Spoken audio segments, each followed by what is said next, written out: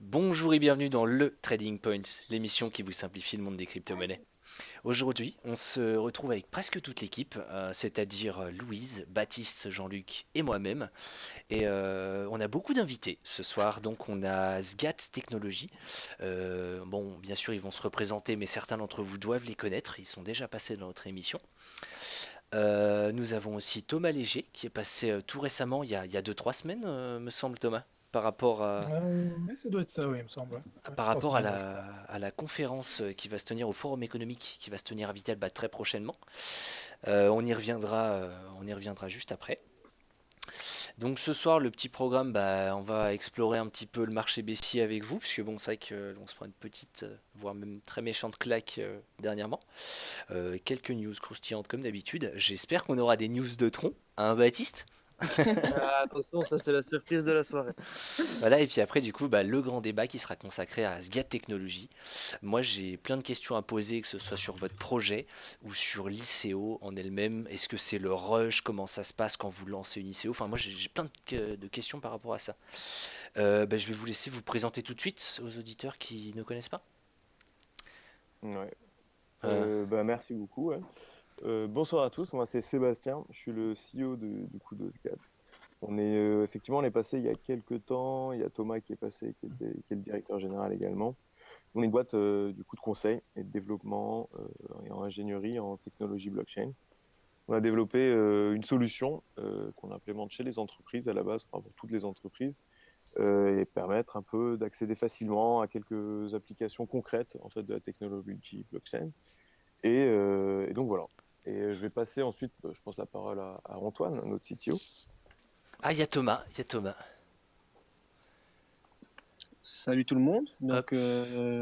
Antoine, effectivement, CTO de Sgat Technologies. Ça fait là un an et demi qu'on travaille ensemble avec Sébastien, Thomas et Baptiste. On va peut-être pas dévoiler un peu tout ce qu'on fait là tout de suite en 5 minutes. Oui, on verra ça tout à L'idée, l'heure. voilà, c'est ça, de revoir un peu tout à l'heure. Alors, On sera là pour répondre à toutes vos questions, tech, ICO, marketing, un peu tout. Voilà, il y a deux personnes aussi que je souhaite que. Il y a une que j'ai oublié de présenter, qui est pourtant un bon ami à moi.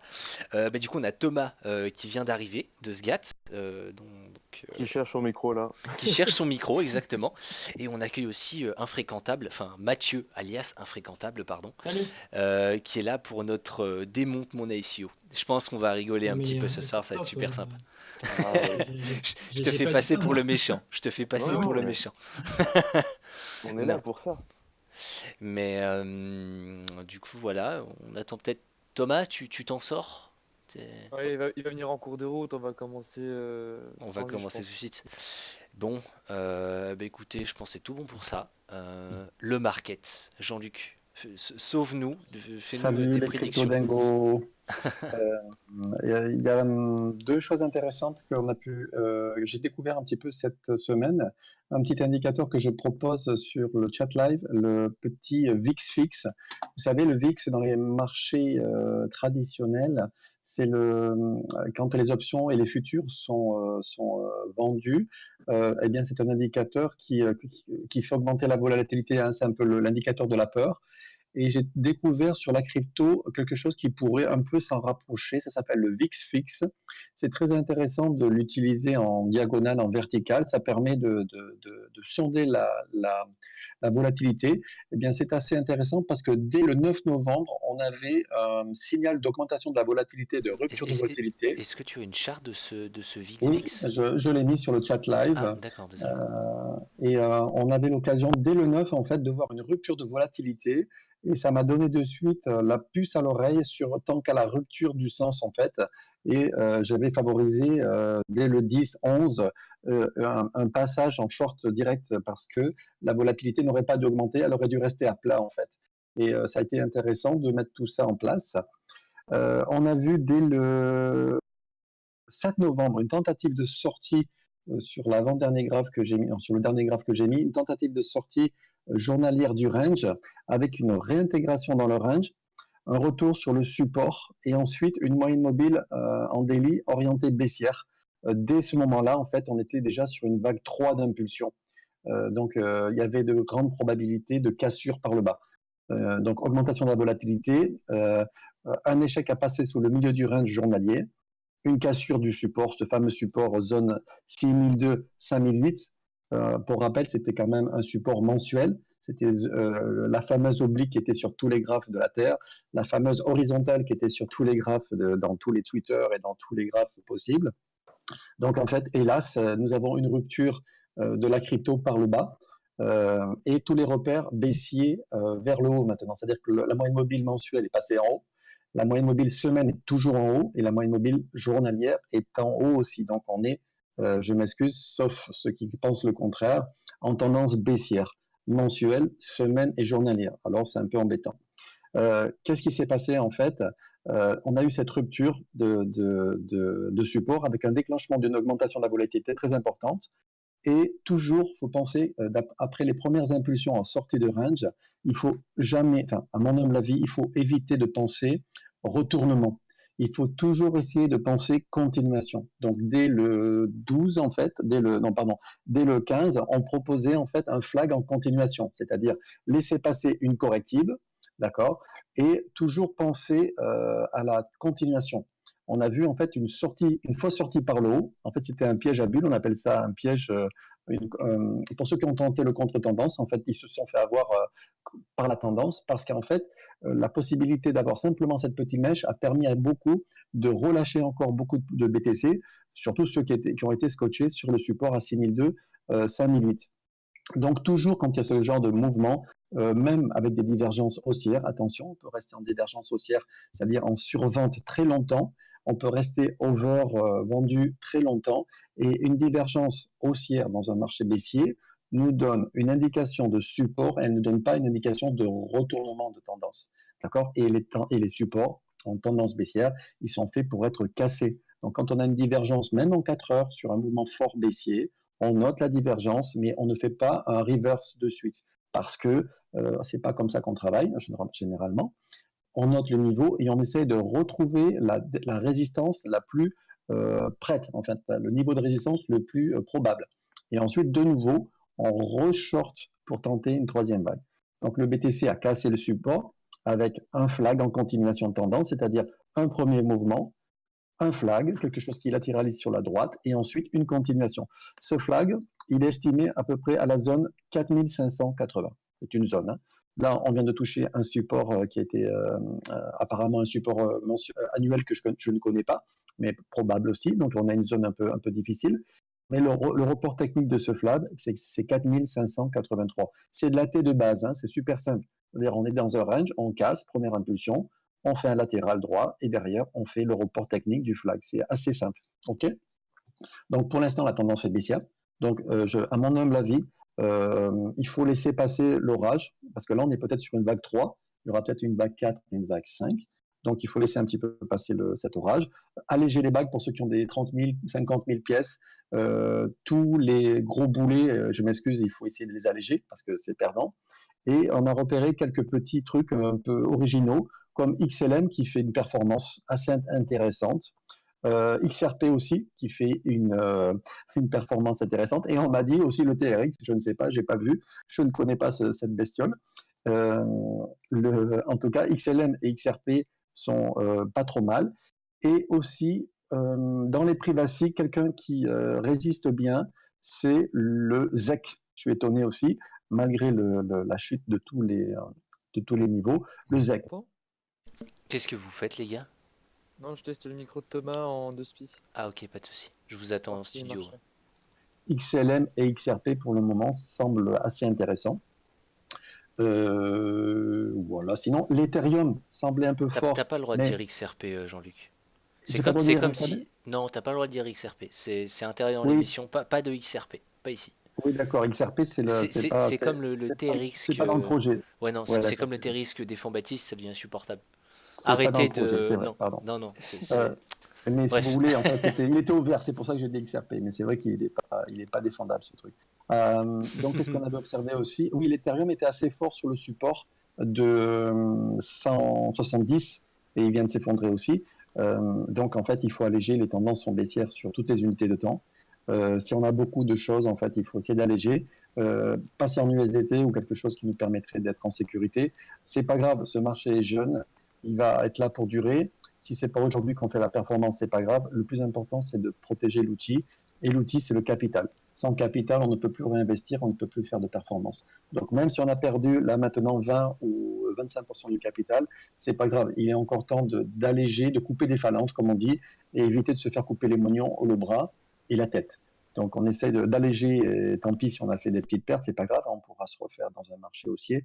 Mais pour l'instant, le marché, il ne présente pas des signes de retournement, en fait, parce que la tendance sur beaucoup d'unités de temps est baissière. Alors, à un moment donné, c'est sûr qu'on va avoir un point bas, mais attention, dans les mouvements baissiers, on a ce phénomène de couteau qui tombe aussi, ce qu'on a proposé le 14. On avait dit, attention, on a un couteau qui tombe. Donc, un couteau qui tombe, c'est un mouvement qui baisse, mais on ne sait pas jusqu'où il va. D'accord? C'est un déclenchement journalier qui était un support mensuel, pardon, un support journalier qui a déclenché une cassure d'un support mensuel. C'est un couteau qui tombe, donc il ne faut pas essayer de chercher le point bas parce que c'est peut-être spectaculaire, mais on risque d'enchaîner des points bas, des points bas, des points bas. Et rappelez-vous ces analyses que tout le monde faisait il y a quelques temps, où on allait chercher un BTC à 3000 peut-être, ou à 4000, ou même plus bas. Donc pour l'instant, le couteau tombe, on le laisse tomber, c'est pas grave. C'est un peu de frustration. C'est un peu dans, comment dire, un peu complexe parce qu'il faut alléger les bagues, mais c'est pas grave, on aura de nouvelles opportunités. Mais à mon humble avis, pas trop chercher les points bas dans un premier temps. Attendre du latéral, de l'accumulation et éventuellement des mouvements aussi, mais là pour l'instant, il n'y a rien d'haussier. Jean-Luc, mis à oui. part ce que tu constates sur les charts, après je pourrais pas te contrer là-dessus, je pense qu'on a le même point de vue, mais qu'est-ce que toi tu ressens, ton ressenti par rapport à tout ça? Or, le suivi de tendance que je t'accorde, tu fais très bien, mais qu'est-ce que tu en ressens? Le capital, la capitalisation s'est effondrée aussi. On est quand même passé dans quelque chose qui était à 210 milliards, et je crois qu'aujourd'hui, on est à, j'ai le chiffre qui apparaît en tout frais, on était à beaucoup plus de 200 milliards, je crois qu'on a failli atteindre les 700. 167. Ouais. 167. Rappelez-vous, au mois de février-mars, je ne sais plus, on était à 650 milliards. Donc le marché a lâché 500 milliards. Donc c'est un tout petit marché maintenant, 167 milliards. Donc pour l'instant, tout le monde sort en fait. Tout le monde sort de ce marché parce qu'il a été très intéressant, et il le sera encore. Hein. Mais l'envie de gains et de résultats rapides, pour l'instant, est un peu effritée au vu de certaines personnes. Et donc on sort parce qu'il n'y a pas la renta qu'on attendait. La renta, elle se fait dans l'autre sens. Elle se fait dans les points de vente. À mon humble avis, si on veut spéculer techniquement en intraday ou sur un petit swing, on va dire, il est préférable de shorter. Non, c'est pas ça que je te demandais, Jean-Luc. Oui, c'est quoi ta question? Qu'est-ce que tu ressens, toi, du marché maintenant? Qu'est-ce que ton intuition c'est un marché baissier. Non, mais Jean-Luc, je te demande pas de t'engager, mais toi, quel serait ton scénario? Voilà, plutôt. Je te demande pas de te projeter dans un an, hein, attention. Et je te demande pas de t'engager non plus, mais quel est ton ressenti par rapport à ce qui se passe, par rapport à l'évolution? Comment tu vois BTC réagir, tout ça? Pour l'instant, c'est protéger le cap. Pour ceux qui ont de gros bagues, c'est pour alléger la position. Alléger la position. Et si on veut ne pas alléger la position, se couvrir avec un futur ou avec sur BitMEX, par exemple, je ne sais pas, ou autre chose, avec une vente de BTC pour pouvoir non, faire... c'est pas totalement ça que je te demandais, mais c'est pas grave. Ça baisse. Pour moi, ça baisse. Ouais, mais justement, c'est ton scénario, ton anticipation, qu'est-ce que toi tu verrais se passer? Je sais que tu fais jamais ça, mais j'ai envie de te pousser un petit peu. Là, on a 3 vagues d'induction, il y en a 4, il y en a 5, ça baisse, on va travailler la corrective de la 4, et on va laisser corriger la 4, et on va shorter encore la 5. On va peut-être aller chercher le niveau 3000, pourquoi pas. Voilà, c'était ça que je te demandais, qu'est-ce que toi t'en ressentais? Voilà, exactement. Là, je vois, il y a le support à casser, c'est que ce soit le contraire. Mais il a pété et on descend. Quoi. Le couteau tombe, on short en protection du bag ou on allège son bag. Mais en tout cas, il faut prendre des décisions maintenant parce que dans vague 4 ou vague 5, la difficulté, c'est est-ce qu'on est capable de subir une perte de 80% sur son capital. Parce que la difficulté, c'est qu'à un moment donné, en fait, qu'est-ce qu'on fait? Là, c'est au début de la perte. Donc, qu'est-ce qui se passe? Tout le monde est à moins 20% ou 25%. Dans une semaine, on sera à moins 40%. D'accord? Bon, on doit dire, oh, c'est pas grave, moins 40. Ensuite, dans 3 semaines, si ça continue, on sera peut-être à moins 60. OK? Et à un moment donné, arrivé à moins 70% ou moins 80%, qu'est-ce qu'on va faire? On va dire, bon, allez, je craque, je lâche. Et quand on va lâcher, le marché, il sera sur un bottom. C'est comme ça qu'il fait, hein, c'est coquin le marché. Hein. C'est à qui nous. Donc maintenant, moi, personnellement, j'invite à ceux qui ont de gros bagues d'alléger. D'accord? C'est pas grave si on prend une perte, parce que la perte, elle est que de 20% maintenant. Alléger la position, parce que si on prend une perte de 20% maintenant, ça veut dire qu'on prend une décision. On l'a pas pris à la cassure de 5 minutes, c'est pas grave. On a encore le temps de prendre une décision. Si le marché déboît de 40 ou de 60% encore, là, on se sera fait avoir par le marché. Pourquoi? Parce qu'on n'aura plus le contrôle, on n'aura plus décidé, on aura laissé le marché décider. Donc ceux qui ont de gros bagues, alléger, c'est pas grave. Prendre une perte maintenant, c'est Donc, pas grave, c'est décider encore. Parce si qu'à on un peut moment résumer donné, un peu, on ne peut c'est plus décider. Il faut décider, il faut prendre des décisions en trading. Donc ceux qui n'ont pas forcément. invalidé, il faut lâcher un petit peu, à mon humble avis. Ouais, donc en gros, c'est selon toi, c'est de la prudence et de mise. On ne sait Ah jamais oui, ce que le bah là, marché va nous réserver, surtout le maintenant. bah là, il est en tendance baissière claire et nette. On peut plus, on peut pas réfuter ça, quoi. Même si on a Non, tous non, les non, indicateurs du monde, même si tous les indicateurs divergent, même si tous les indicateurs font ci, même si les indicateurs font là, le marché fait des bas de plus en plus bas et des hauts de moins en moins hauts en La théorie, journalier. la théorie de dos. Voilà, là, c'est l'ABCD de tous les livres. Mm, mm. Donc la tendance est baissière sur le BTC. Point. Il ne faut pas chercher à acheter pour l'instant. Il faut laisser passer ce mouvement fort baissier et voir un peu plus tard si on peut se retrouver dans des situations plus favorables. Pour l'instant, c'est pas favorable du tout. C'est pas très attractif. Ouais. Disons qu'on peut aller Et plus bas. je pense.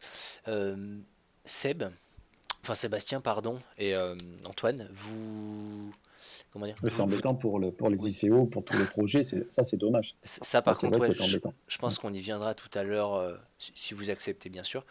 Mais au niveau de...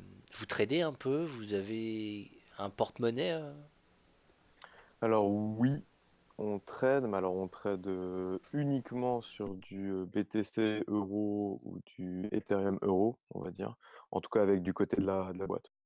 Parce qu'on va pas s'aventurer à s'amuser à faire du BTC alt, parce que sinon, voilà. Tiens, Le but, non. c'est pas de faire du trading. Oui, bah oui, forcément. Forcément. Mais en revanche, on se couvre, oui, le but, c'est clairement de se couvrir sur l'euro Et entre aujourd'hui, BTC. Mais justement, on est plutôt sur de l'euro que du USDT d'ailleurs. ah bah quoi que non, j'avais une question, mais on en parlera dans le grand débat, ça me trotte un peu dans l'esprit. On verra si vous acceptez d'y répondre. Attention, je vous tiens en haleine. Et toi, Antoine, un petit commentaire? Moi, personnellement, je fais pas de trading. Donc, sur ce sujet, on va dire que j'aurais pas de commentaires à apporter. T'as pas En vrai, de, enfin même au-delà du trading, t'as pas certains Je, projets dans lesquels tu crois un peu et t'as investi? je crois en ce moment beaucoup à l'iOS, mais c'est une croyance, on va dire, technique pour avoir testé un iOS peu de EOS, EOS? Ah, EOS, d'accord. EOS. Excuse-moi, j'avais iOS, pas.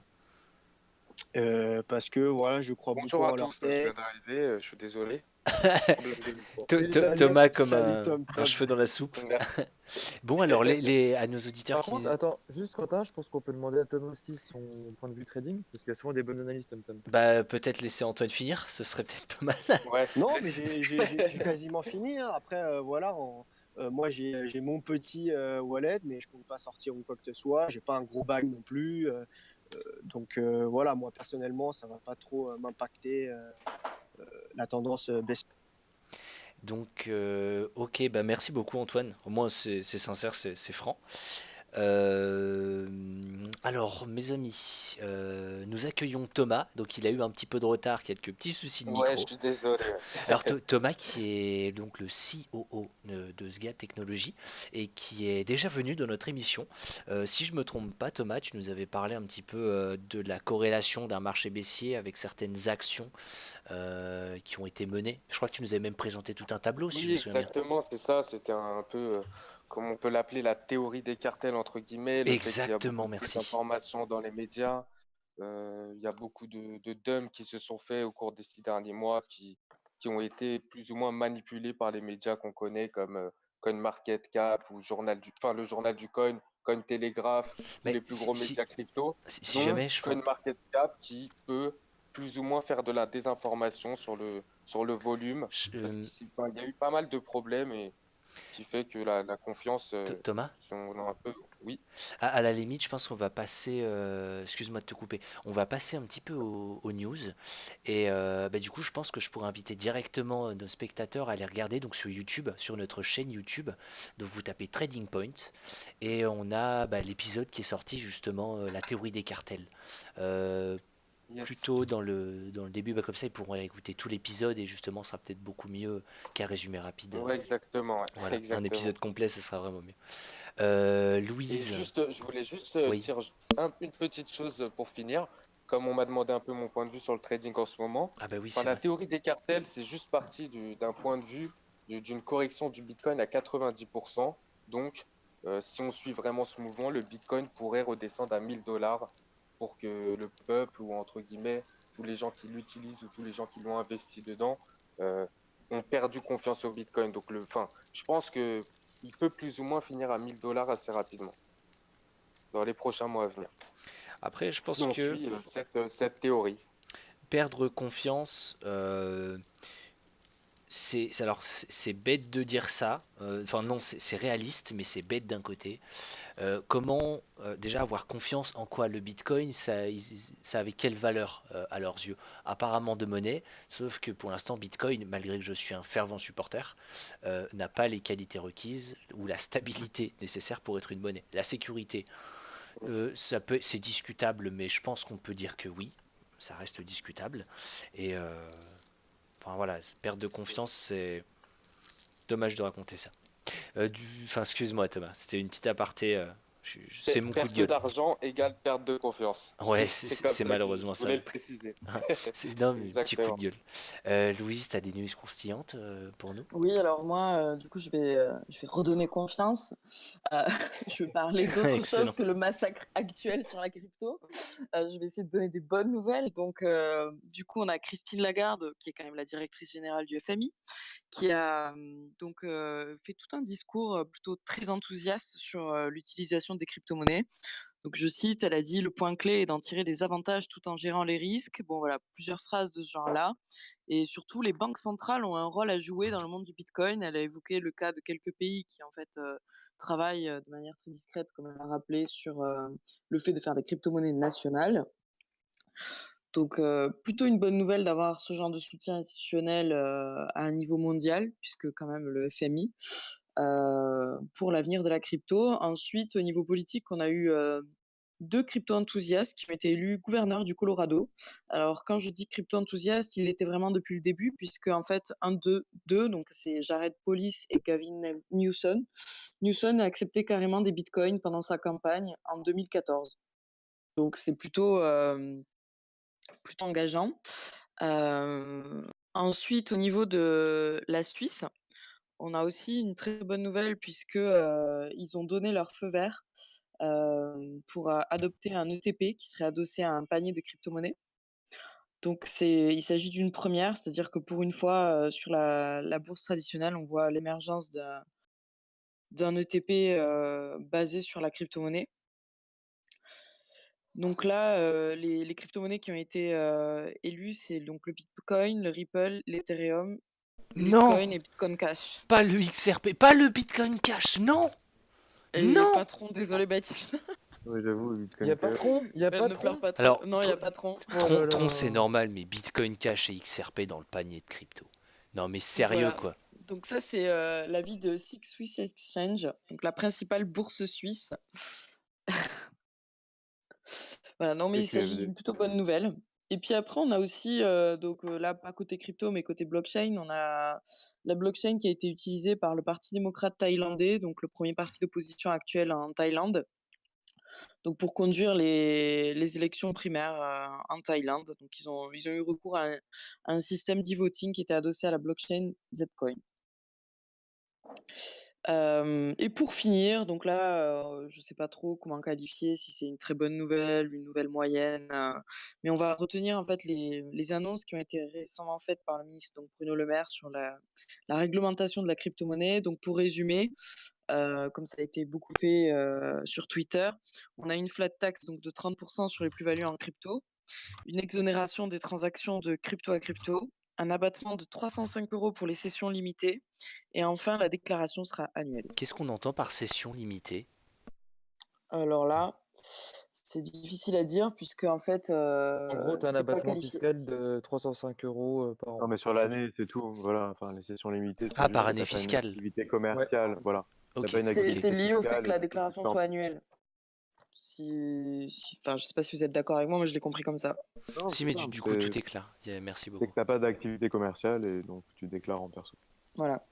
Ce qui est un bon début du coup de réglementer. Voilà, c'est la fin de mes news croustillantes pour redonner la confiance. Et la Merci mangouze, on a Louise. pas de Ah, nouvelles. la confiance, ouais. Merci.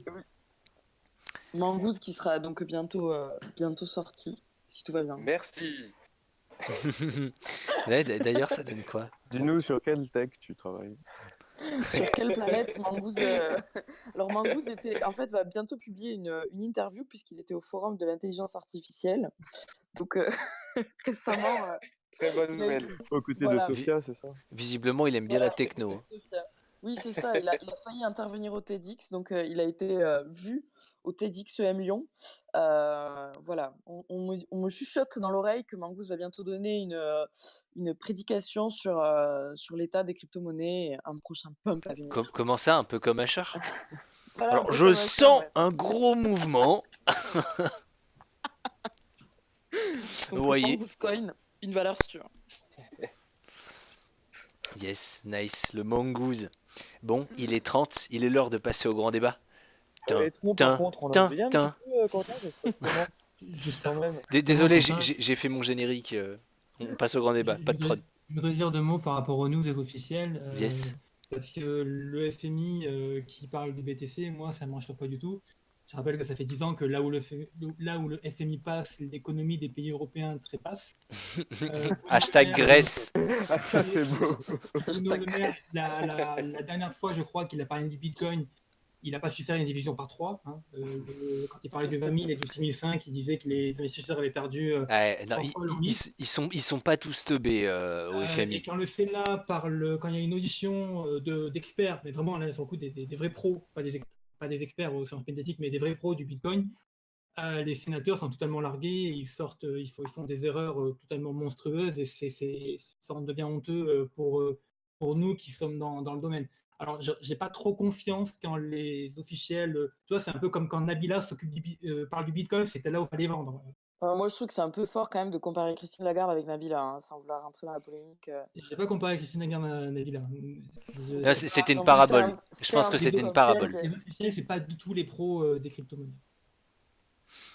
Forcément, bah, il faut qu'il y en ait des gens entre guillemets comme nous, qui, je pense qu'on est un peu plus à même d'en parler, qui se glissions dans les mailles. Ouais. Après, bon, c'était tout du coup, Mathieu? Ah oui, bien sûr. Yes. J'ai- Bah, du coup, on va passer au grand débat de ce soir, donc qui portera sur SGAT Technologies.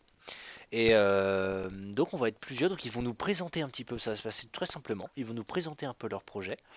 On va pouvoir tous leur poser des questions, et ça va être un petit peu un démonte mon ICO. Bon, tout en restant poli, bien sûr, on va pas se taper dessus. Mais du coup, j'ai toute mon équipe qui va m'accompagner, et deux invités, donc il y a Thomas Léger, et infréquentable, enfin Mathieu pardon, oui, bah, qui sont avec nous, pardon. Eh ben, je propose qu'on commence. Alors, Allez, c'est parti. je vais lancer les hostilités. Qu'est-ce que SGAT Technologies? Alors, c'est une boîte de conseil et d'ingénierie en technologie blockchain. Allez, j'ai D'accord. les questions, si tu veux, ou comme tu veux, je peux peut-être aller un peu plus loin. Bah, Alors, je vais j'aimerais que peut-être tu ailles plus loin. expliquer Quelle est votre rapidement. mission? Voilà, en fait, je vais peut-être expliquer assez Voilà, rapidement. à quel Et besoin, à quel besoin voilà. vous répondez? De SGAT. Notre objectif, notre mission, déjà, avant tout, c'est de travailler sur ce qu'on dit, nous, la technicité et la blockchain. On reviendra dessus. Et nous, sur quoi on travaille, c'est la couche basse de la technologie. Le but, c'est de la rendre accessible et intégrable par les entreprises. Et au final, c'est comme ça qu'on arrivera, à notre avis, sur des applications consommateurs vraiment concrètes et utiles. Et ce qu'on a fait, en fait, c'est qu'on a développé notre propre solution pour justement les entreprises. Ça leur permet d'intégrer assez facilement et rapidement justement la technologie blockchain via des API. Et en plus, on peut proposer justement des services d'implémentation au sein des entreprises. Je vais m'arrêter là pour l'instant. Juste dire qu'aussi, justement, notre solution, elle vise à répondre surtout à la certification, l'automatisation et la traçabilité des données et des transactions via la blockchain et les smart contracts. Vous êtes un peu multitâche, si j'ai bien compris. Votre Alors, process, c'est vraiment l'intégration de la blockchain dans un système, dans une entreprise, c'est ça? voilà, exactement. En grosse majorité, c'est des développeurs, beaucoup de développeurs. Enfin, Antoine pourra parler plutôt de la partie technique. Mais voilà, nous, notre but, c'est quand même en fait, de faire évoluer la technologie. On n'est pas là pour dire, voilà, on va révolutionner tel marché. On est sous Ethereum ou sous telle technologie, on va révolutionner tel ou tel cas d'usage. Non, non. Nous, on est là pour travailler sur la technicité et d'avant tout pour installer ça chez les entreprises et leur faire comprendre ce que ça apporte. Et derrière, pour nous, ça découlera sur des applications consommateurs. C'est pas demain que ta grand-mère va avoir de la blockchain derrière une application, ou sans s'en rendre compte qu'elle travaillera sur de la blockchain, comme là aujourd'hui Internet est partout. D'accord. Et au niveau de la tech, je pense que du coup, Antoine, tu seras plus à même de répondre à ce genre de questions. Et puis Mathieu, si tu pourrais m'appuyer aussi un peu derrière. Euh, Qu'est-ce que vous proposez comme service en fait? Qu'est-ce que vous travaillez sur quelle technologie? Comment sur quel tout votre process en fait au niveau tech? Ouais, ouais.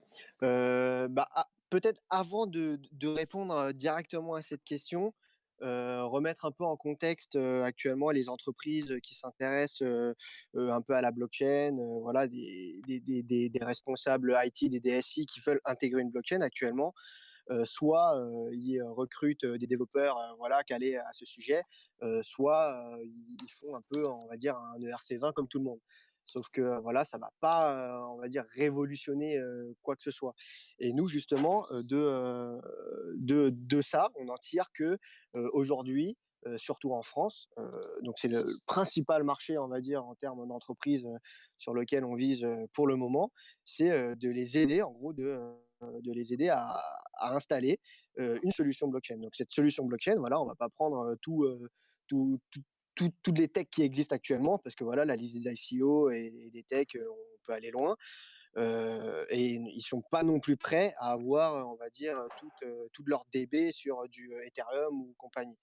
Donc, ce qu'on fait, c'est qu'on installe pour eux une blockchain privée, donc IBM Hyperledger principalement.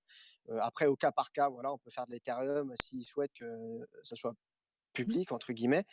Et on va pas leur dire, OK, voici votre blockchain et développez votre app dessus. On va développer en gros des API qui vont leur faciliter l'implémentation de la blockchain au sein de leur IT. Donc, par exemple, là demain, on a une boîte, je sais pas, on va prendre n'importe quoi. Si on a Renault qui souhaite, on va dire, certifier la traçabilité des échanges des moteurs, par exemple, nous, on peut juste être connecté, en gros, avec une API sur leur système actuel. On n'est pas là pour leur dire, voilà, il faut changer votre IT, il faut changer tous vos systèmes, il faut passer d'SAP à un autre outil. Non, pas du tout. Nous, on sera compatible SAP, Salesforce et compagnie. Et en fait, on a juste une API intégrée que nous, on va développer sur mesure pour eux, pour dire, bon, bah voilà, tu peux taper sur cette API-là. Nous, on te certifie que cette API-là, on te la connecte sur un réseau Hyperledger. Et voilà. Et en gros, juste en connectant une API, ce que actuellement, on va dire 99% des développeurs peuvent faire. En gros, demain, ils peuvent dire, voilà, en une semaine, on a intégré une API connectée à une blockchain. Par contre, ce qui n'est pas possible actuellement, c'est de dire à un développeur, voilà, installe-moi tout un système Hyperledger avec tous les pires, machin et compagnie, comme ça en claquant des doigts, parce que c'est pas leur spécialité. Et justement, voilà, nous, vraiment, on est là pour les accompagner. Donc, au-delà de ça, pour montrer un peu notre utilité, cette blockchain Hyperledger, on en a une qui est entre guillemets publique, qui a ses accès, en gros, depuis la web app, on peut créer des access tokens, etc., et utiliser quelques entrées publiques telles que de la certification de données ou des smart contracts assez simples sur des conditions de date ou des stockages sans, voilà, où nous on certifie que l'information elle sera pas modifiée. Globalement, voilà, globalement c'est ça qu'on propose, quoi. C'est un peu une surcouche qui te permet de se lier à la blockchain. Un peu comme, Voilà. Exactement. un peu comme MyEther, si j'ai bien compris, comme MyEtherWallet qui est une surcouche et qui permet juste un blockchain explorer et de faire des transactions.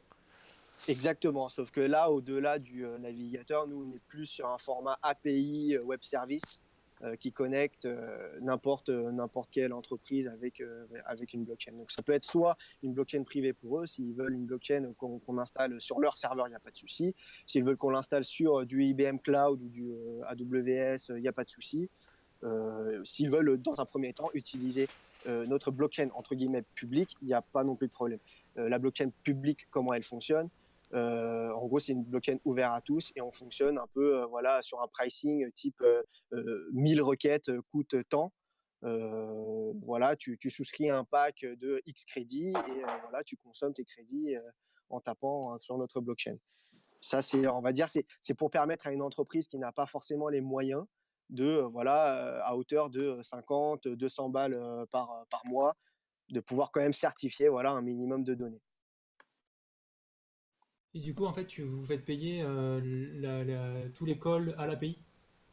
Voilà, c'est ça. Après, on n'a pas encore On les fait le payer en pricing. SGAT justement. On les fait payer en SGAT. C'est un Voilà. peu le SGAT token. C'est un token d'utilité parce qu'il permet d'alimenter, de payer l'utilisation de ces API.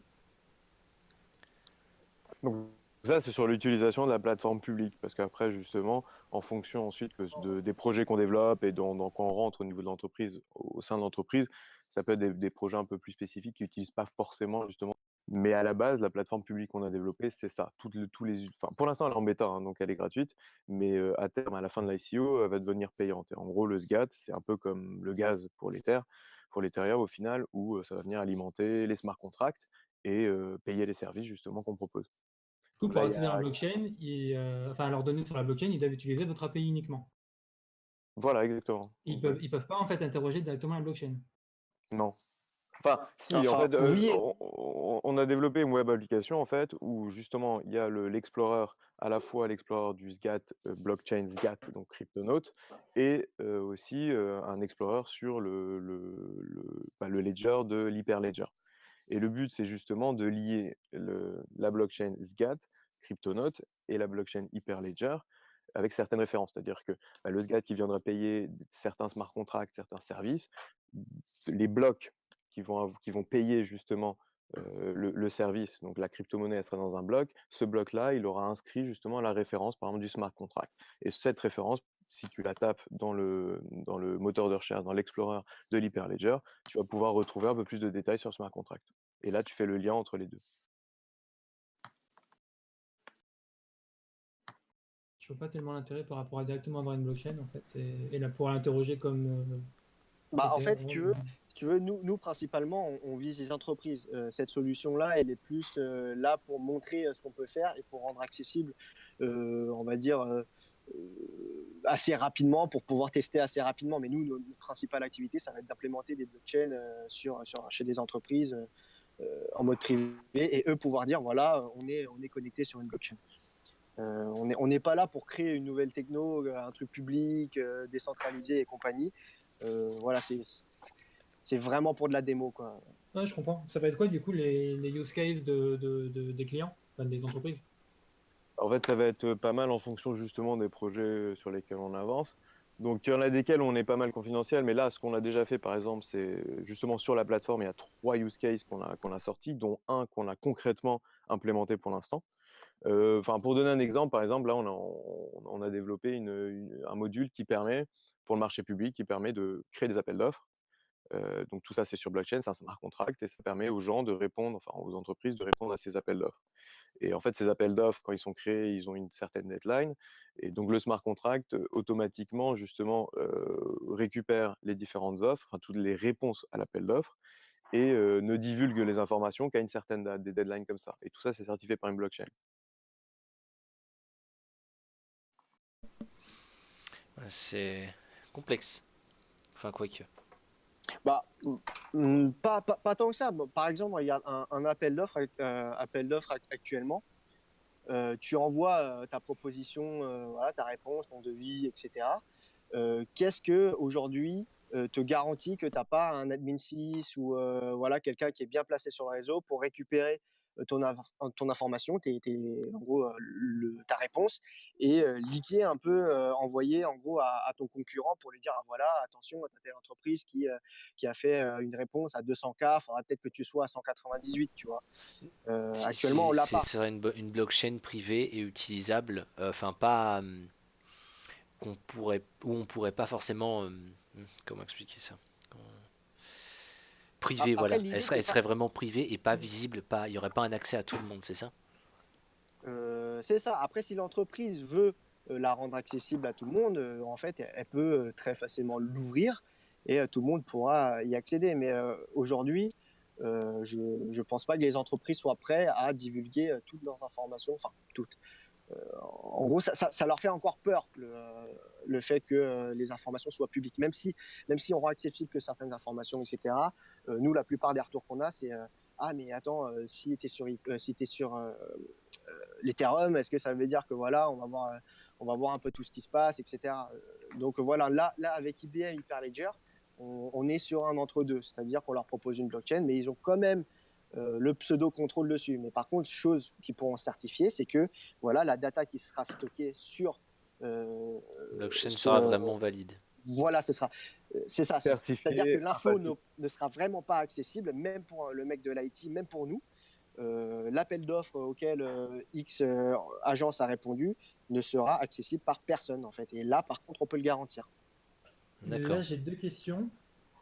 Déjà, pourquoi pas avoir fait ça sur Ethereum, même si je pense qu'il y a des moyens en fait de publier des choses et de les rendre en fait publiques, enfin, d'uploader en fait sur la blockchain des données, de les inscrire et de les rendre publiques plus tard. Et autre question, qu'est-ce qui certifie que leur blockchain, ils l'ont pas en fait redémarré depuis le Genesis, vu que je pense que c'est du POA. Ils n'ont pas redémarré depuis Genesis, c'est qu'en fait les données dessus, Tu elles peux sont préciser pas. à nos auditeurs POA, s'il te plaît, Mathieu? Proof of Authority, c'est Rose, Expliquez c'est comme brièvement. Ripple. En C'est qu'il n'y a pas du proof proof of of work, work, c'est pas du proof of Enfin, stake. alors, le Proof of Authority, c'est une entité centrale qui va décider si, Pas forcément centralement. ouais, pour le En gros, c'est Ripple, des si on prend le serveurs, cas. c'est des serveurs whitelistés qui vont émettre les blocs, c'est tout. Il y a pas de, il y a une confiance. On n'est pas du tout en trustless. Il y a une confiance dans certains nœuds du réseau qui ont le droit, parce que c'est hardcodé généralement dans le code, que ils peuvent émettre des blocs. Et je vois pas, enfin bah, les nœuds. Du coup, la blockchain, elle est chez qui au final qu'elle en est fait, codée. je vais peut-être d'abord répondre à ta première question du pourquoi pas Ethereum. Parce que actuellement, bon, même si moi je crois beaucoup à l'Ethereum, mais rien ne permet de garantir, on va dire, à l'entreprise que cette blockchain va vivre tout 10 ans, 20 ans. En fait, rien ne nous le garantit. Par contre, si on a une blockchain qui tourne sur leur propre serveur, là, même si demain, tu as l'Ethereum qui shut down, bon, ça m'étonnerait, hein, Ça même si m'étonnerait. demain il shut down, la blockchain, elle est encore là, tu vois. Donc, ça, c'est quand même enfin, ça donne confiance, ça donne beaucoup plus confiance à l'entreprise de dire voilà, on n'est pas là, on, on ne comment dire, on ne dépend pas en gros d'Ethereum, même si effectivement on aurait très bien pu faire des smart contracts de Solidity sur l'Ethereum. Et d'ailleurs, c'est un peu ce qui se passe là récemment là, avec leur partenariat Ethereum et Hyperledger, parce que en fait sur Hyperledger, tu peux lancer une VM Ethereum et exécuter du Solidity. Ça, c'est une très très bonne chose. Et Non, et voilà, ça. d'ailleurs, on travaille aussi sur du Ethereum en vrai, sur certains modules qu'on rend compatibles. Aujourd'hui, enfin, il y a quelques semaines, Vitalik, enfin Ethereum se sont associés avec Hyperledger, c'est pas pour rien. Mais justement, nous, on s'y attendait. Mais à la base, si on n'est pas parti sur Ethereum, c'est parce que toute la logique, à la fois de la blockchain et des smart contracts, était ensemble sur le même code et que nous, on préfère les séparer. D'ailleurs, c'est pour ça qu'on fait toutes nos logiques applicatives au niveau du Hyperledger et qu'on gère aussi la blockchain autrement. Et ça pose aussi un problème au niveau de la confidentialité des informations, vu qu'Ethereum, toutes les informations sont publiques. Oui, mais ça, il y a des moyens. Enfin, rien qu'en publiant un hash, en fait, tu peux déjà dater une information. Et du coup, autre question, pourquoi votre blockchain, elle va être chez votre client, et du coup, qu'est-ce qui lui empêche de la falsifier? Bah, en fait, nous, on est en train de développer. Chez nous, il y aura toujours, il y aura toujours des serveurs chez nous. Justement, ce sera jamais une blockchain privée, c'est-à-dire que ce ne sera pas les seuls serveurs chez eux. Et nous, on développe justement à côté tout le réseau de partenaires qui permet de décentraliser ça. Donc, le but, c'est pas que ce soit juste une blockchain privée et que l'entreprise puisse toucher justement à ce registre. Ce qu'on Les, installe chez eux, c'est une machine qui a quasiment aucune puissance de calcul. Et le but, c'est qu'elle n'ait pas la main justement sur ça. les données, elles sont claires dans la blockchain? Non, elles sont cryptées. Elles sont chiffrées, du coup, vous les déchiffrez, enfin, comment au final Bah, le déchiffrer avec la clé. Oui, non, mais enfin, les publier comment? Vu qu'apparemment, le principe, c'est de donner une date où ça va être publié. Là, tu parles du module spécifique, non? Enfin, celui sur l'appel d'offres. Oui, voilà, exactement. Bah, en fait, elle est stockée sur la blockchain en forme de bloc et eux, ils n'ont pas accès en fait, le code en soi de Hyperledger qu'on va installer chez eux. Eux, ils auront la main peut-être pour la redémarrer et compagnie. Demain, après, j'ai envie de dire, demain, si comme tu dis, ils repassent sur le bloc 0, là, sur Le le Genesis. Genesis, voilà. Bah ok, bah tu peux le faire en fait, mais pourquoi, enfin quel est l'intérêt de l'admin 6 de faire ça? Et nous, on le verra. Falsifier. Oui, mais nous, on Oui, verra. certes, il va le falsifier, mais on va dire, il va le falsifier, mais voilà, derrière, tout le monde saura que bah, il y a des blocs qui ont été perdus, il y a des transactions qui ont été perdues. Tu l'as falsifié, donc c'est bien beau de mettre une Non, mais- blockchain, mais Ou si demain, sinon, c'est pour la- Ok, non, mais je comprends. Du coup, Non, en mais fait, nous, il nous, on y a a des nœuds à l'origine. plusieurs endroits. Il y a des nœuds à plusieurs endroits, et en fait, vous dites, ben, nous, au cas où la blockchain, ben, vous certifiez en quelque sorte les données. Enfin, il faudra toujours quelqu'un. Voilà. Voilà, mais. Enfin, On essaie de donc, se placer en tant que tiers de confiance. Enfin, voilà, ce qu'on essaie réellement de faire, c'est un tiers de confiance. C'est-à-dire que C'est oui, pas nous, on va certifier les remplacer. données qu'on enregistre. C'est vous ou la blockchain en question le tiers de confiance? bah, Parce que Alors j'ai oui, j'ai les deux. l'impression qu'il y a un décalage Non, non, bien sûr. justement Non, sur vous. c'est la C'est pas dangereux justement. Le modèle de la blockchain n'est pas là pour éliminer le tiers de confiance. Et Mais justement, justement, en fait, c'est assez abstrait. Enfin, c'est drôle ce que tu dis, parce qu'au final, c'est un peu un paradigme. Parce que si tu dis un tiers de confiance, donc il faut quand même que ce soit une personne morale, physique. Or, la blockchain, effectivement, tu peux pas l'avoir en tant que personne morale ou physique. Donc ça veut bien dire qu'il faut un moment que ce soit quelqu'un au moins qui développe et qui essaie de se poser en tant que tiers de confiance au travers d'une technologie que même lui ne peut pas forcément manipuler. Et nous, c'est ce qu'on essaie de faire. le principe de la décentralisation, c'est que moi, j'ai Ethereum, j'ai la blockchain Ethereum sur mon disque dur, je peux voir si en fait, ben, tu as falsifié tes données. Exactement. Et là, bah, la blockchain, je peux pas l'avoir sur mon disque dur. Elle est uniquement répartie ben, chez le client et chez toi. Non, après, on donnera justement des accès aux partenaires. Le but, c'est de développer en fait ce réseau au travers des différents partenaires et qu'en Ok. fait, à chaque fois sur les entreprises, en fait, si tu veux, si par exemple, nous, on développe une sorte de blockchain dans un certain secteur et qu'il y a plusieurs entreprises qui se mettent à travailler sur cette blockchain, le but, c'est que justement chacune des entreprises contienne elle-même un registre de ce même secteur. Tout à fait. Tu vois. Non, mais c'est ça. Par contre, je comprends toujours pas pourquoi pas avoir utilisé Ethereum. Parce que vous me dites qu'au final, l'appel d'offre, par exemple, il est chiffré sur la blockchain, bah, autant le chiffrer sur Ethereum. Mais c'est Alors, pas la même nous, on a scalabilité non commencé plus. il y Hein. a- alors, on a commencé il y a aussi un an et demi en plus. sachant quand même que Ethereum, malgré tout, évolue et commence à prendre un gros virage avec Constantinople, enfin, Oui, mais j'espère qu'ils attends, vont arriver. tous les développeurs Ethereum disent que ça va arriver dans 2-3 ans. On n'aura pas autant de transactions par seconde que sur Hyperledger aujourd'hui. Mais Oui, il va pas, non mais forcément. Mais tu malgré vas tout, pas peux pas avoir faire un des appel d'offres Non, sur mais, les minutes non plus. alors, je vais juste rentrer dans une. Alors, si vous voulez, on peut rentrer juste dans une technicité un peu plus poussée. C'est aussi la gestion. Non, mais réellement, hein. C'est Ah la non, mais avec gestion plaisir. justement des transactions, de la validation des transactions. Ethereum, ils sont en 2 niveaux. Tu fais une transaction, tu inities une transaction, elle rentre dans le ledger et tu la valides, qu'elle soit juste ou pas juste. C'est des 2 étapes. Hyperledger, c'est pas pareil. Hyperledger, quand tu inities une transaction, quand tu lances une transaction, elle part en validation dans un autre groupe. C'est toutes les règles d'endossement. Et en fait, elle est d'abord validée, elle est vérifiée, elle est regardée si cette transaction est juste ou pas. Et donc, elle est validée d'un autre côté. Et ensuite, tu reçois cette transaction, cette validation. Et une fois qu'elle est validée, la troisième étape, c'est que tu la mets justement sur le registre pour validation, enregistrement. Donc en fait, c'est 3 étapes. Et qu'est-ce que ça fait? Quand tu pars dans un autre groupe, justement, qui est toute la règle d'endossement, qui s'occupe de faire la validation de la transaction, ça permet justement de rajouter beaucoup plus de fluidité dans les transactions. Parce que tu élimines toutes les transactions qui viendraient, comment dire? Qui viendraient polluer, en fait, le registre, parce qu'elles arriveraient à la chaîne. Tout ça pourrait être traité, peut-être refusé. Et en fait, tu élimines toute cette partie-là qui pollue parce que tu l'as préalablement, en fait, déjà travaillé, déjà validé ou refusé. Et donc ça, c'est une grosse différence avec la majorité des blockchains. Et C'est ça vrai change que quoi dans le use case? Enfin, pourquoi, en final, pourquoi pas l'appel d'offres, pourquoi pas le chiffrer et le mettre sur Ethereum plutôt que sur une blockchain privée?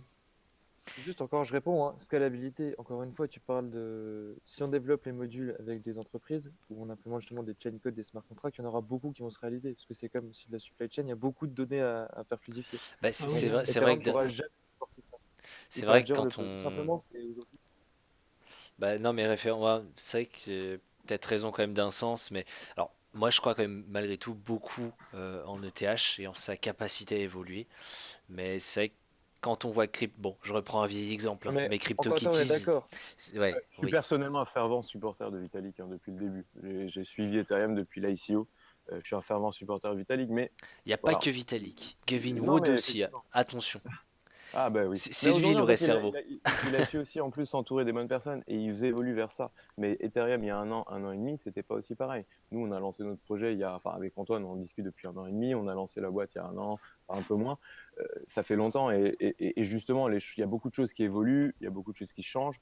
Nous, on suit tout ça, mais on évolue aussi à notre sens. C'est-à-dire qu'on est parti à la base par notre blockchain sur des cryptonotes. On réfléchit beaucoup à de l'Ethereum, à de RC20. On travaille dessus aussi. On le maîtrise parfaitement.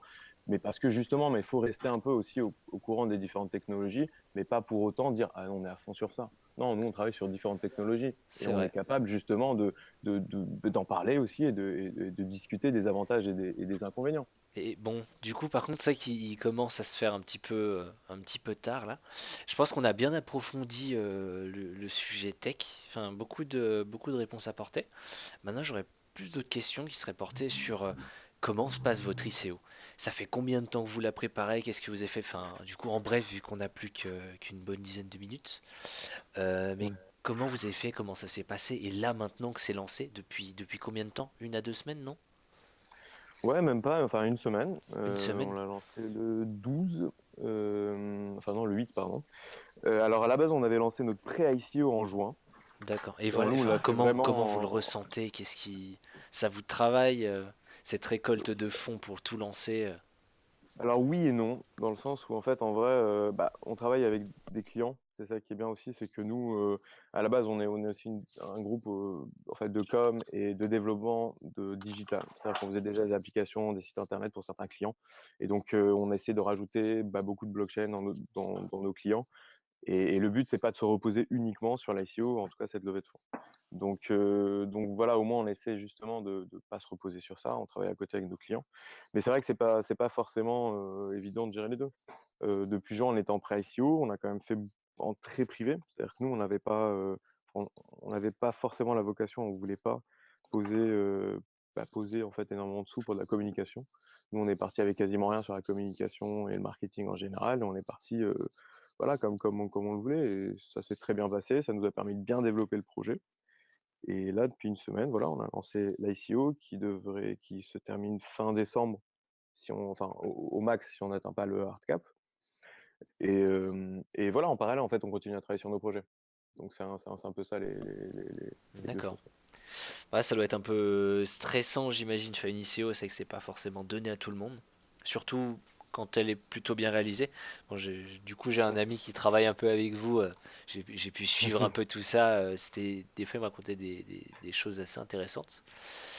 Et qu'est-ce que vous pensez de votre futur? Qu'est-ce que vous voyez dans votre futur?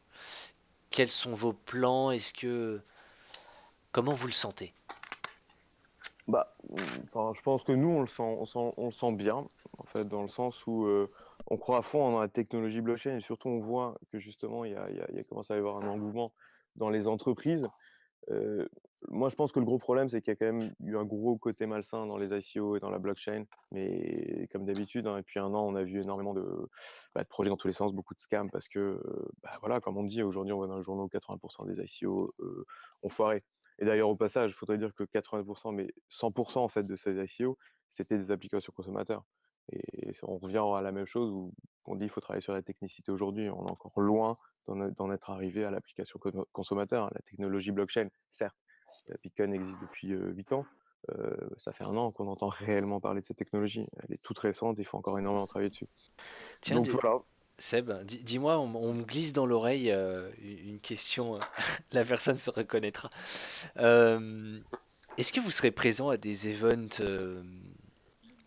dans le futur? Qu'est-ce que vous avez de prévu? Où est-ce qu'on pourra vous retrouver?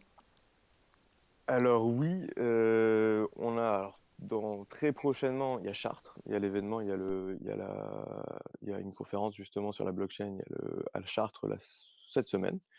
C'est mercredi et jeudi, on y sera présent. On a un stand d'ailleurs, donc voilà, les personnes qui veulent venir nous voir discuter, n'hésitez pas. On est aussi fin du mois. Là, je pense que c'est Thomas Léger qui pourra nous en parler aussi, mais je serai présent en tout cas au Forum économique de Vitel. Et ouais, on a prévu d'être présent à pas mal d'événements. On travaille. Moi, je serai présent à Monaco en même temps que Seb sera au Forum économique Ah de oui, en Vitel. parallèle. Thomas, j'aurais pu te rencontrer, toi et ton cartel, c'est dommage. J'espère que tu pourras passer à Vitel. Ouais, c'est dommage. Je voulais passer, mais bon, je pense que c'est important de représenter SGAT à Monaco aussi, parce que c'était un salon sympa pour la première édition, donc Ça va pas être. j'y reviendrai forcément pour la deuxième édition.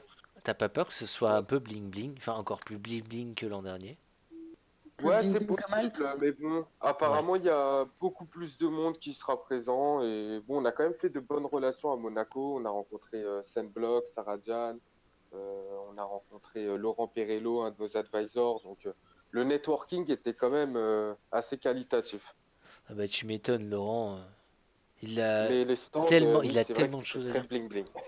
Ouais. Ouais, Laurent est très. Ah oui, bah Laurent, vous l'avez reçu aussi dans cette émission, ouais, Ah du bien coup. sûr.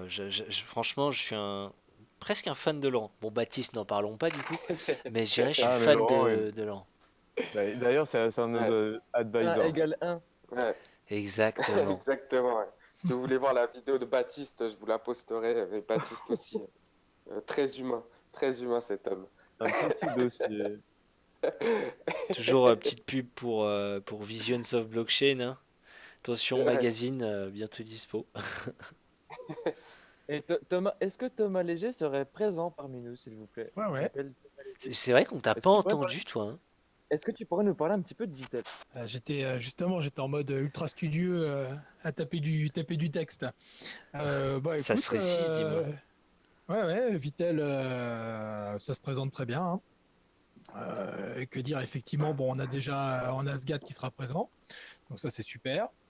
Et puis bon, on va avoir différentes petites surprises au fur et à mesure sur l'événement. On va avoir je dirais pas des révélations, mais en tout cas un peu des déclarations d'intention, hein, sur certains business, en tout cas sur certaines stratégies, particulièrement pour la blockchain, hein, puisque maintenant ça y est, on y est, hein, le- la- comment je pourrais vous dire ça, en fait, les planètes s'alignent pour amorcer la réflexion d'une blockchain valley. Voilà, donc c'est quand même pas neutre. On a réussi à mettre en ordre de bataille un certain nombre d'élus, d'entrepreneurs, enfin tout un tissu économique et politique. Et je pense que le forum de Vitel va être la première marche. Et donc c'est très positif. En tout cas pour tout l'écosystème blockchain, ça se veut positif. Donc voilà, donc il faut venir le 30. Hein. Voilà, Il y en bah, a je qui vais y préfèrent, aller. il y en a qui préfèrent Monaco, mais bon, Non, mais tant pis, hein. Voilà, voilà, c'est ça, hein. en vrai, c'est différent. Je pense que ça va être très différent de certains forums qui se veulent beaucoup ICO, marketing, voilà, les projets comme ça. Je pense que là, c'est beaucoup plus réflexion justement sur des gros projets économiquement parlant et ce qu'a apporté justement la blockchain réellement dans les entreprises, dans l'économie. Et voilà, c'est beaucoup plus concret. Bah, on va être, on va être quand même sur une forme, ouais, qui va être plus studieuse, quoi, hein, on va dire, hein. Euh, C'est-à-dire que l'entrepreneuriat blockchain ou les experts blockchain doivent se mettre à niveau de l'entrepreneuriat existant. Hein, parce que c'est bien beau de discuter entre experts pour ne se comprendre qu'entre nous. C'est pas ce qui va faire développer les choses. En tout cas, c'est ma vision. Ce qui est intéressant, par contre, c'est de voir comment la blockchain va pouvoir s'appliquer dans des business déjà existants. Hein, et là, par contre, c'est beaucoup plus complexe, hein, puisque c'est un vrai défi. Il faut vulgariser, il faut faire comprendre les messages. Enfin, parfois des sociétés qui sont seulement entre guillemets dans l'usage du numérique, dans la transition numérique. Et donc ça va être intéressant. Donc c'est effectivement on a quand même des belles présences nationales et internationales qui viennent. On a des bons appuis politiques aussi aujourd'hui. Hein. On monte progressivement, donc je pense que ça va être pertinent et on va réussir à sortir un contenu de qualité et qu'il va falloir retravailler, etc. Bien sûr, hein, parce qu'il y a tout un travail après, mais c'est la première marche. Voilà, la première marche. On offre la possibilité, entre guillemets, à l'entrepreneuriat blockchain de se créer sa blockchain valley. Voilà. Et à Vitel, parce que le cadre est sympa à Vitel. Ouais, mais je crois que tu as fait une erreur, Thomas. Il y a un souci, c'est que tu nous as Ouais, invités, nous, à ce forum économique. Et je pense ouais. que c'était une erreur de surtout d'inviter moi, Baptiste. Seb, je suis très impatient de le rencontrer aussi. Je sens que ça va partir. On sera encore debout très tard le soir, on va dire. T'as fait une erreur là, Thomas. Thomas Ah dit bah, c'était très studieux, voyons. surtout, vous ne savez pas tout encore. Donc, voilà. Ouf. Et s'il y aura une fête comme à Malte? Ah, moi je veux bien. Au terme et tout, grosse soirée techno, minimale. On arrive.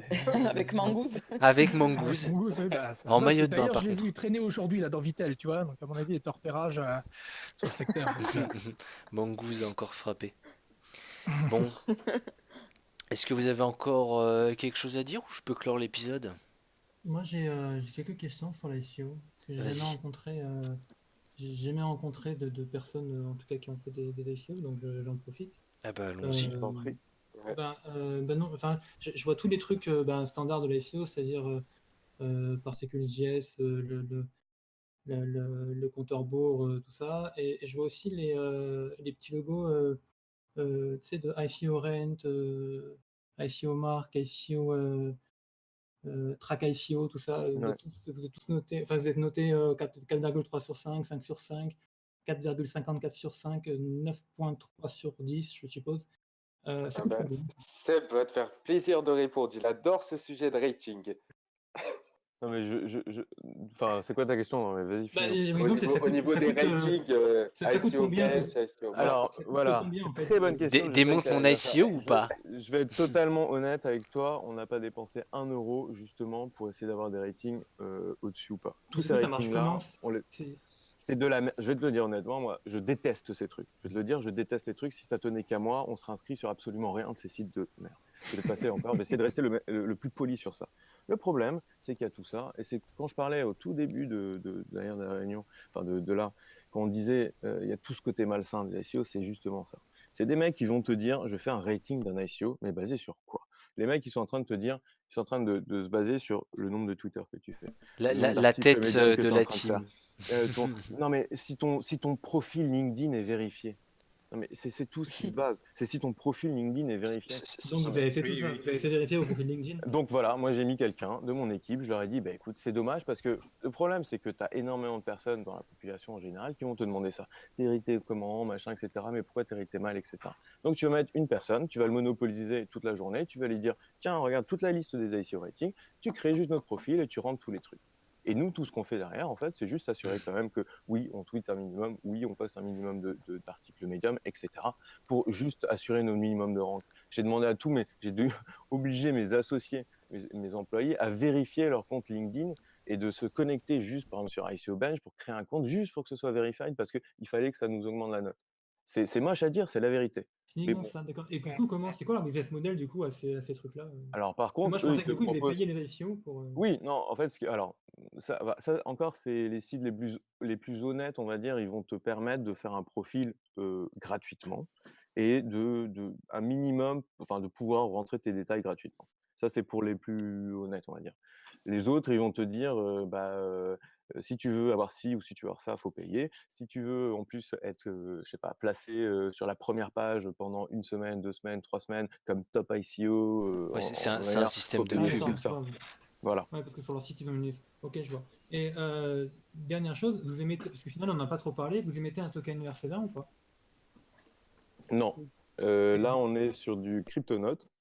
Mais alors pour être totalement transparent, justement, on est en train de réfléchir, surtout sur les dernières avancées qu'a fait Ethereum avec Hyperledger notamment. On est en train de réfléchir, est-ce qu'on va pas peut-être se mettre sur du ERC20 ou pas? Dans tous les cas, que ce soit du CryptoNote ou de l'ERC20, il y aura un swap qui sera fait, ça changera rien pour tout le monde. Mais voilà, on réfléchit encore justement à la technologie, on est en plein ICO pour l'instant, donc voilà, on D'accord. Et du aura coup, un peu de si je clique réflexion. sur, si je veux en acheter, admettons, Il faut aller sur la si- plateforme, en fait, sur notre site internet, il faut s'inscrire et nous, on prend ou alors il y a Kanga Exchange aussi. Alors, il y a soit notre plateforme, soit Kanga Exchange. Depuis le 12 novembre, on est listé chez Kanga Exchange, alors, je pense pas que les gens connaissent beaucoup. C'est un exchange tout récent qui est sorti à peine depuis septembre, ils ont commencé à faire du trading. C'est un exchange décentralisé qui, nous, on connaît assez bien parce que notre cher Laurent, justement, était advisor de cet exchange, mais en plus, nous, on les a rencontrés aussi quelques fois. On les juge bons dans ce qu'ils veulent faire. C'est un exchange décentralisé. Ils veulent justement permettre aussi en fait, aux ICO de se lister en tant que ICO. Et tout ça gratuitement. En gros, le token n'est pas tradable. Tu peux l'acheter en ICO, il n'est pas tradable. Et à la fin de notre ICO, ce sera directement tradable. Donc c'est Ok. soit sur notre plateforme, soit sur Kanga Exchange. Nous, sur notre plateforme, on prend en plus l'euro. Sinon, sur Kanga Exchange, c'est du BTC ou de l'Ethereum. Alors Mais moi, du je coup, savais. j'obtiens directement un token en échange, là, si je veux acheter? Et sur Kanga, en fait, pour l'instant, c'est du ERC20, justement. C'est là, en fait, nous, on a, chez notre plateforme, c'est du CryptoNote. Enfin, c'est pas encore de toute façon des wallets faits. Donc, tout ça, au final, est digital. Et sur le Kanga, c'est du ERC20. Donc, dans tous les cas, une fois qu'on aura vraiment pris la décision sur quelle tech on part au niveau du token, voilà, ce sera un swap vers l'un ou vers l'autre. D'accord. Par Et vous contre, fournissez les contrats vers les adresses des contrats, enfin, par exemple, il y a un token ERC20 déjà. Est-ce qu'on peut avoir l'adresse, par exemple, du contrat? Ouais, bien sûr. Ouais, bien sûr. Etherscan, tu tapes SGAT, tu peux voir Ok, le d'accord. smart contract. Ok. Je savais pas. Comment ça marche, le Euh, référencement Etherscan? Antoine, vas-y, réponds. C'est ton taf. On va Etherscan, écourter un petit peu, hein, si jamais. ok, très rapidement, Etherscan, en gros, eux, ils prennent tous les blocs, ils regardent ce qu'ils se font, ce qui se passe. Quand ils voient qu'il y a un contrat type donc template ERC20, ils la listent. Donc, rien de plus simple. Ensuite, ce qui se passe, c'est que une fois qu'elle est listée, toi, tu peux envoyer un mail, en gros, à Etherscan pour leur dire, voilà, ajoute mon logo, ajoute mon site internet, etc. Et eux, ils vont vérifier que toi, tu es bien détenteur de ce contrat-là en te faisant décrypter un message. Voilà, une fois que tu l'as fait, eux, ils prennent une semaine et ils mettent à jour, eux, manuellement, en gros, ton token. D'accord. Mais sinon, en soi, un token, c'est juste un contrat, hein. Oui, Donc, bien sûr, oui, mais je voilà. me Du demandais coup, comment avec le nom de token, ils arrivaient à référencer à peu près tout le monde. À mon avis, ils ont des Indiens qui bossent sur les mails tous les jours parce qu'ils doivent avoir énormément de demandes de. c'est toujours sympa. Du coup, une dernière question et je pense qu'on va pouvoir clore l'épisode, s'il y en a plus après. Euh, c'est peut-être un peu indiscret, mais j'aime bien me faufiler quand même. Je fais mon boulot de reporter. Si, admettons, vous atteignez donc le soft et le hard cap, vous avez tout ce qu'il vous faut. Vous pouvez lancer votre projet, avancer gentiment. Qu'est-ce que vous allez faire de cette masse monétaire? Parce que je ne sais pas combien vous avez en cap. 6,5 millions. Justement, c'est pas beaucoup. On a 6,5 millions en hard cap. Parce que Alors, justement, c'est pas beaucoup, On je va pense que acheter des déjà hélicoptères. tout est Alors, c'est bien. Mais relatif. non, mais on est d'accord. Non, mais non, je suis d'accord. Si j'ai 6,5 millions dans ma poche, je suis. Non, mais Non, alors enfin, c'est c'est déjà pas pas mal. beaucoup comparé à beaucoup d'ICO, je Non, pense. On n'est pas compétitif, j'ai pas c'est fait pas, de non, range. c'est Mais pas, c'est ouais. pas ça qui m'intéresse. Je pense que vous avez mis ce que vous aviez besoin et fait des projections. Je pense que tout a été bien fait, enfin j'imagine. C'est vraiment qu'est-ce que vous allez en faire? Est-ce que vous allez garder des Ethereum? Enfin, la monnaie qui aura servi pour investir, du coup, je sais pas laquelle vous allez choisir au final. Est-ce que vous allez garder un peu de cette masse de tokens que vous allez recevoir ou tout de suite les liquider sur le marché? Alors, c'est juste un rapport au marché aussi, c'est qu'on dit beaucoup disent qu'Ether est en train de dumper massivement parce que tout le monde dump ses Ethers pour récupérer du cash flow. Surtout les derniers faits qu'il y a eu avec la SEC qui mettait des amendes à justement certaines ICO et bah, malheureusement certaines devaient payer trop d'amendes et cessation d'activité. Bref, ça a été tout un bazar aussi qui est en train de se passer.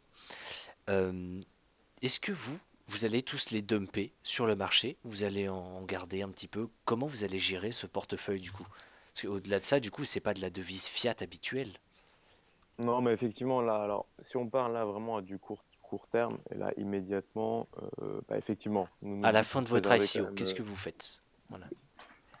Alors, ben, enfin, fin des SEO, il y a quand même 2 mois qui s'écoulent, hein. Donc là, pendant 2 mois, Oui, on va récupérer forcément. des Ethereum. Là, tout de suite, non, non, mais en vrai, là, tout de suite, avec la tendance baissière et tout, faut tout de suite se couvrir, passer sur de l'euro. Et le but, c'est quand même, nous, d'assurer un minimum de trésorerie. Après, fin d'ICO, clairement, on a besoin de repasser en crypto. Nous, on est sur les cryptos, donc on va repasser sur des cryptos. Tout ce qu'il faut, c'est gérer un peu bah, ta trésor à la fois en crypto et en fiat. Mais nous, on paye déjà beaucoup de choses en crypto en vrai. Donc, il n'y Est-ce a qu'il y pas de aura un raison que ça pôle change. investissement du coup Asgat? Quelqu'un qui va penser à ce genre de finances-là? Ou c'est toi et bah, justement le conseil d'administration, on va dire, pour faire plus classe, Alors, qui va s'occuper de ça? à terme, oui, il nous faut. De toute façon, il y a toujours plus tard un autre CFO ou quelqu'un en tout cas qui va gérer de la trésorerie, hein, comme dans toutes les grosses boîtes. Si Ça si gère de t'as la besoin d'un trésorerie, coup de hein. main, Mais voilà, mais non, après je moi pour plaisante. l'instant c'est plutôt moi un peu qui gère avec le. Enfin, j'étais en banque avant, j'ai fait 8 ans en banque, donc je connais pas mal aussi ça, enfin les produits financiers justement les de placement. Mais Mhm. le but à terme c'est de toute façon d'avoir voilà toutes les boîtes ont quand même des équipes qui s'occupent justement d'optimiser la trésorerie et de les placer ci ou là. Et aujourd'hui on a les cryptos. Et c'est quand même un gros game changer et c'est pas du tout le même marché. Donc oui, oui, il faut savoir, mais il faut pas mettre tous les œufs dans le même panier. Du coup, une question bête, sachant que vous m'aviez dit tout à l'heure, bon, ce sera la dernière, après j'arrête de vous embêter, mais on revient du coup à un autre sujet. Vous étiez toujours à la recherche, un peu comme vous avez fait juste pour trouver Hyperledger, à la recherche de la technologie la plus adaptée, ou le process le plus adapté à la demande que vous allez combler. Pourquoi? Sachant qu'avec une ICO, apparemment aujourd'hui, on a de plus en plus de soucis, et il y a un nouveau format qui est en train d'émerger, les STO, Mm. les Securities Token Offering, je crois, qui apparemment est beaucoup plus encadré, Alors, alors c'est qui plus ressemble un du peu à un modèle tout la d'action même. par Alors, contre. voilà, donc enfin, c'est plus du tout le même modèle. Quand tu fais du STO, tu fais plus la même chose pour moi. Enfin, en plus, voilà, je vais te dire, pour venir de la banque et voir quand même sur les projets, quand tu fais du STO, c'est que tu valorises le projet que tu développes.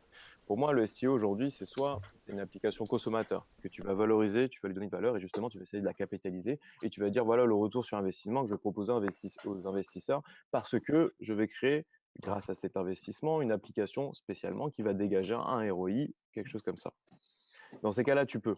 Mais c'est plus du tout la même vision que quand tu fais un utility token, où justement tu bases ce token sur une vraie utilité au niveau technologique, au niveau de l'utilisation. Donc la grosse vibe aujourd'hui, c'est les STO parce que on a eu 80% des ICO qui se sont écroulés et tout le monde a dit mais c'est les utility tokens, etc. Donc la nouvelle vague est sur les STO, mais c'est pas pour autant que ça veut dire que c'est le bon choix. Moi, je pense que justement, c'est Ah pas non, du non, tout le bon choix. j'ai pas soutenu que c'était le bon choix, mais de manière, enfin, quand on parle de législation, les STO sont malgré tout beaucoup mieux Alors, non, encadrés. non, justement, Parce alors que c'est c'est plus Certes, pas, c'est pas le même modèle, Ouais, mais parce que c'est plus c'est pas facile en ça. fait, parce que c'est plus facile aussi. Désolé, je te coupe 2 secondes, mais c'est juste plus facile en fait à gérer une boîte qui s'est engagée à donner un certain ROI sur quelque chose constant, donc ça peut être anticipé, qu'une boîte qui a juste dit, moi mon utility token, il va faire x10, x100, enfin, il va monter. C'est juste pour ça. Ça donne un régime qui existe déjà. C'est simplement celui mhm. de mettre de côté ta boîte en bourse. Ça existe déjà. Et c'est pas pour rien que les boîtes, ça n'existe pas une boîte toute récente qui sort et que ce soit cotée en bourse. Ça n'existe pas. Ou Mais faut se surtout, méfier avec les Quentin, nouvelles startups du ouais. jeu vidéo. Excuse-moi, Voilà, Baptiste. surtout, faut se dire, les STO, c'est carrément pas réglementé. Les ICO viennent seulement d'être réglementés, les STO, c'est pas du tout réglementé, surtout pas en France. Les plateformes n'acceptent pas de STO token. C'est pas Ben juste, réglementé, mais en non, fait, mais c'est le non, plus il rapprochable y de en a la pas loi beaucoup. du modèle qui existe aujourd'hui, en fait. Avec Ça, un et c'est STO, pas du tu tout le peux même t'engager modèle. à des choses, et donc juridiquement, tu peux engager ta boîte et tu peux engager les investisseurs sur une base, parce que ça existe déjà. C'est tout ce que les STO font.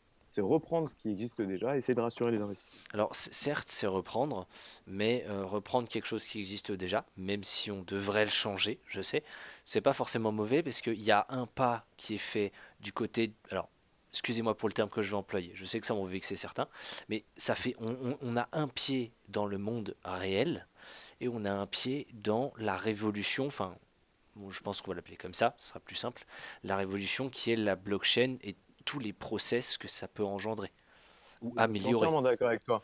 Moi, je suis entièrement d'accord avec toi. C'est Mais un peu être là entre où les ça deux. me gêne, mais en fait, là où ça me gêne, c'est de faire des STO tout de suite, maintenant. Enfin, comme je disais avant, une entreprise qui se cote en bourse, c'est jamais dès le début. Pourquoi? Parce qu'elle va justement commencer une activité, elle va créer des produits, elle va s'installer là-dedans et elle va commencer à valoriser tout ce qu'elle a apporté. C'est ce que devrait faire une boîte dans la blockchain aussi. Tu peux commencer peut-être avec ton outil Elles sont peut-être bonnes à tes chips, différents Louise? des services, mais derrière ton SEO, tu le fais plus tard, quand J'ai pas de justement tes chips. services, ils ont évolué. Excuse-moi, Des Sébastien. pansements. Non, non, et j'entends aussi. Mais je dis justement que ton SEO, tu le fais plus tard avec ta boîte, une fois que tes services ont commencé à être valorisés, que ta boîte a été valorisée, et là, tu peux commencer à faire une autre levée de fonds qui est un SEO. Louise qui est restée bloquée. Non. Bah, je pense que ça peut clore le débat de ce soir. Alors, c'est tout bon pour Je vous? vous le dis, les SEO, c'est pas la solution. Les Pas STO, du tout. c'est mal. Alors, vous allez voir. Bon, bah écoutez, Zgat, donc bah, Sébastien, Thomas et Antoine, merci d'avoir été avec nous. Merci à toi de nous avoir accueillis. Bah, de C'était rien, merci à toi. c'était un plaisir d'avoir pris le temps. Merci beaucoup à Thomas et Mathieu qui étaient avec nous ce soir. Un tonnerre d'applaudissements. Merci. Et bah, à l'équipe, comme toujours. Manqué Phil aujourd'hui, manqué un petit coup de trading bien brutal. Ah, je Mais. suis là, nom de Dieu. Oh C'est putain! sûr que la- Oh putain! Il nous fait la surprise au dernier moment. Eh ben écoute, Je viens de me loguer il y a à peu près 2 minutes par contre. Hein. Ces dernières minutes.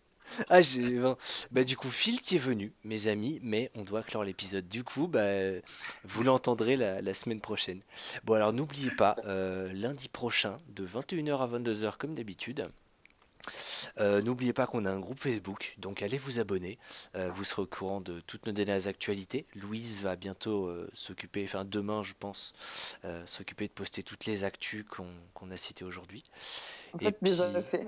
Ah, bah, déjà fait. Oh, bon, bah, j'ai une pro Faut que avec moi. t'acceptes C'était ça l'application. le bruit de chips. Je pense pas. Ouais, top. Bah écoutez, je pense que c'est tout, hein. Restez fort dans ce marché baissier. Et puis, bon trade à tous. Merci, Allez, Maître Yoda. Allez, bonne soirée. Merci. Ciao, ciao.